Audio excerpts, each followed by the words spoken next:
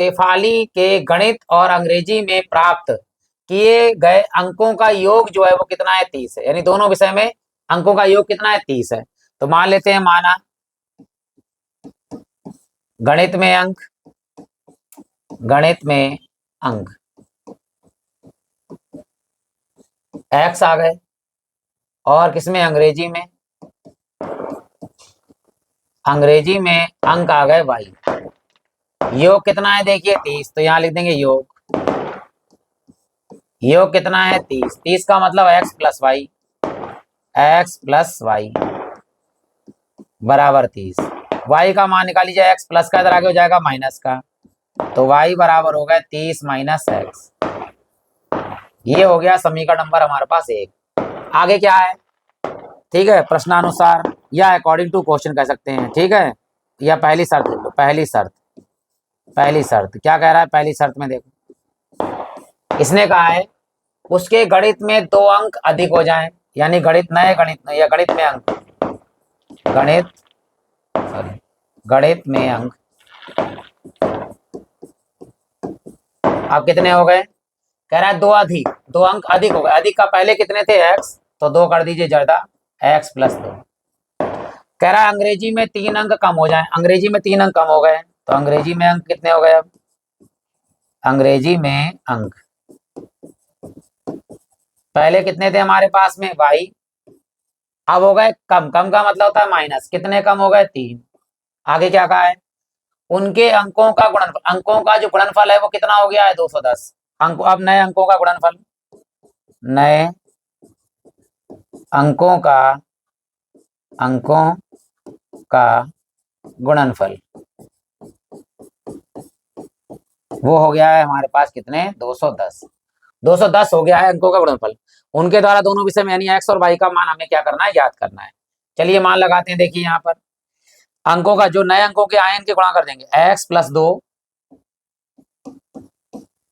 Into में y minus 3, y minus 3 बराबर गुणनफल कितना है हमारे पास? 210।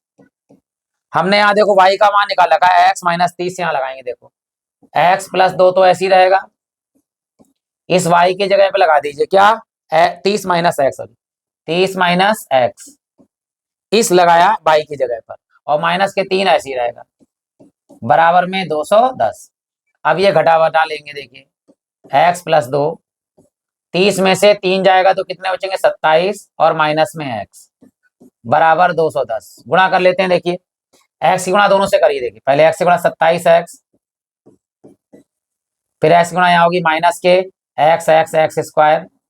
अब इस 2 से गुणा करिए, प्लस के प्लस प्लस प्लस 27 दूनी 54, फिर इस 2 की गुणा यहाँ करेंगे माइनस के 2 एकम 2x बराबर हमारे पास में है 210। फिर देख लीजिए ध्यान से, इस x की गुणा दोनों से, पहले 27x फिर माइनस के x स्क्वायर। अब 2 से 27 दूनी 54 प्लस माइनस माइनस 2x हो गया।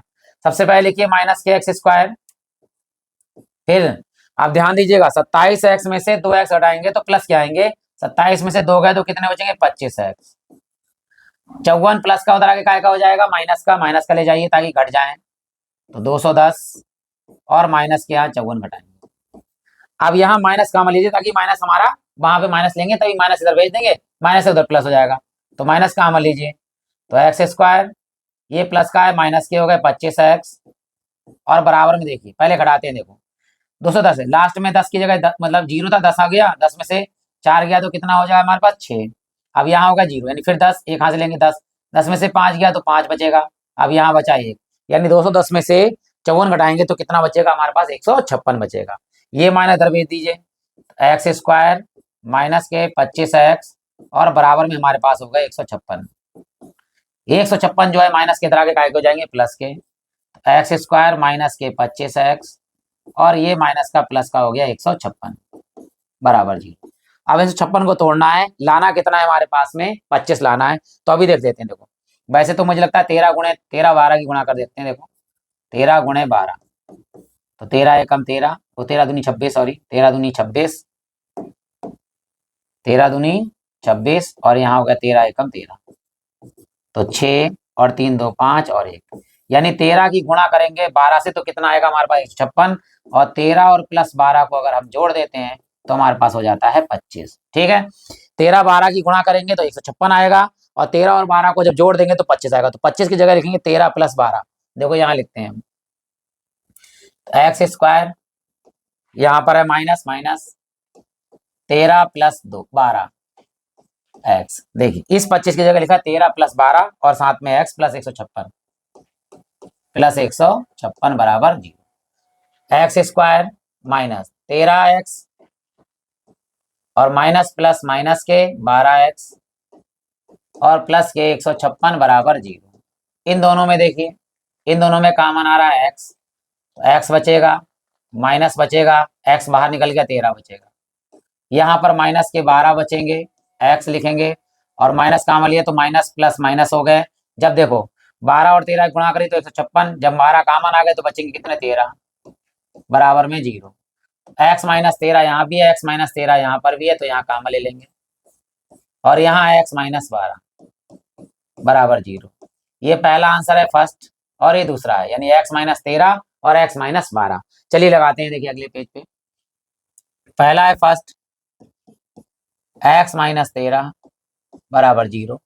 ये 13 इधर माइनस का उधर आगे हो जाएगा प्लस का। यहाँ देखेंगे सेकेंड, x - 12 बराबर 0। ये इधर ले जाएंगे तो x बराबर हो गया 12। अब हमारे पास समीकरण 1 थी, समीकरण 1 लिख लिए दोनों तरफ। समीकरण 1 से क्या था हमारे पास, वो था हमारे पास में y बराबर 30 - x, इधर भी लिख दीजिए, और y बराबर 30 - x। एक बार चेक कर लेते हैं कि यही था हमारे पास, देख लीजिए समीकरण 1 थी y बराबर 30 - x। चलिए लगाते हैं यहाँ पर x का मान। देखिए यहाँ पर था 13 और 12, तो 13 और 12 आ गए, तो यहाँ लगाइए सबसे पहले क्या, y का मान 13 लगाएंगे, 13 आया, 13 लगाइए यहाँ पर, तो y बराबर हो गया 30 में से 13 गया तो कितना बचेगा हमारे पास में, 17। यहाँ लगाते हैं, देखिए y बराबर 30 माइनस, यहाँ लगाइए 12 x का मान, तो 30 में से 12 घटाएंगे तो कितना आएगा हमारे पास में, 18। चलिए अब लिखते हैं, देखो आता है, देखिए यहाँ पर रखेंगे, पहले किस में थे, गणित में, तो गणित में अंक। सबसे पहले देखिए x का मान, गणित में अंक थे x, ठीक है, x या तो 13 होंगे या 12 आएगा। अब देखिए अंग्रेजी में